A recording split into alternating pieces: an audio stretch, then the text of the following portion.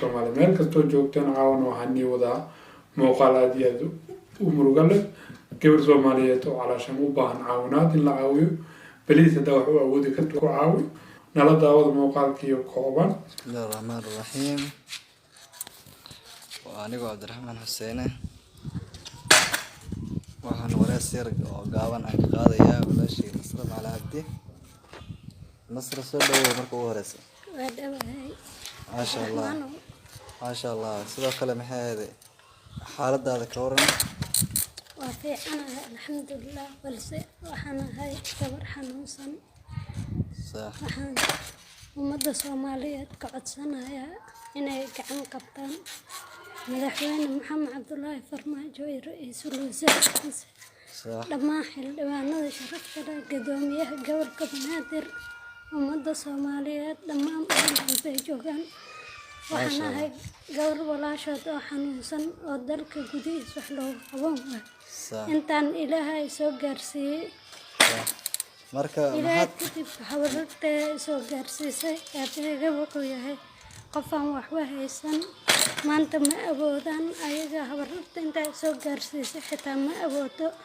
inay dibadda geyso ummadda Soomaaliyeed waxaan ka codsanayaa inay gacan qabtaan meel walba ay joogaan. Maasha Allah lambarka waxaad codsanaysaa markaas inay madaxda dalka Soomaaliyeed iyo shacabka dhammaan inay gacan qabtaan ayaan ka codsanayaa. lambarka haddii waxay u soo tuuri karaan waa furaha 295 95 82 furaha 295 95 82 وهكذا محيد فريحين ومحيد ولا شيء لمبرتي هرمود وايه كل عدي واحد ود كل أيضا صدر كرتا قفل قومين والبودت دت سومالي دت جوجان دل يدود به إن شاء الله كل يحاول إن وأنا سكرب قطع دت كمسلمين تمحيد إن ميل الجوجان أي سواء كل ساعة ويان ولا شيء نصر مع العبدي إن شاء الله كل يحاول مرة بعد يقفك ولا الكاد عايز يصدق ترتد محيد هذا ميل بايله يسفوت كارسين دونا إن شاء الله كل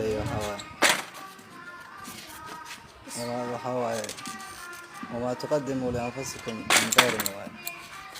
مرة هذا آخر مرة هذا أمانة ترى إن شاء الله كل مصر سلاح كله الله فاعل في هذه أنا آمين مسلمين تنا الله وقرقر مل بيت آمين والله مصر سلاح كله إن شاء الله